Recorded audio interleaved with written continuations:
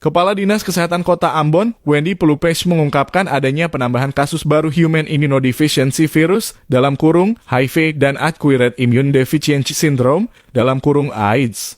Dikatakan dalam kurun waktu 7 bulan ini ada total 174 kasus baru HIV dan 6 kasus AIDS. Total sekarang ada 174 kasus HIV dan 6 AIDS, kata Wendy, Jumat 11 Agustus 2023. Wendy mengaku angka tersebut sudah cukup tinggi jika dibandingkan dengan tahun-tahun sebelumnya. Menurutnya, data itu diperoleh setelah pihaknya melakukan screening ke berbagai lokasi seperti di tempat karaoke, penginapan, dan populasi lainnya yang berpotensi terpapar HIV dan AIDS.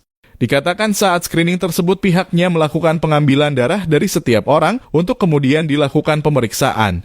Kita lakukan screening di lapangan itu malam, mulai pukul 22.00 waktu Indonesia Timur malam sampai dengan pukul 01.00 kurang 02.00 dini hari. Kita ke beberapa lokasi yang dianggap sebagai tempat-tempat populasi karena kemungkinan bisa terjadinya perkumpulan orang yang memang sudah diketahui, makanya diambil darah di situ dan diperiksa langsung, jelasnya.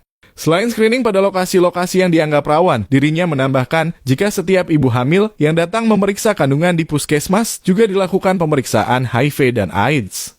Setiap ibu hamil yang datang periksa kandungan juga wajib kita periksa HIV dan AIDS, dan itu berlaku untuk seluruh fasilitas kesehatan, terangnya. Diketahui, HIV menyebabkan AIDS dan mengganggu kemampuan tubuh melawan infeksi. Virus ini dapat ditularkan melalui kontak dengan darah yang terinfeksi, air mani, atau cairan vagina. Cara penyebarannya pun bisa melalui produk darah dalam kurung jarum yang tidak steril atau darah yang tidak disaring.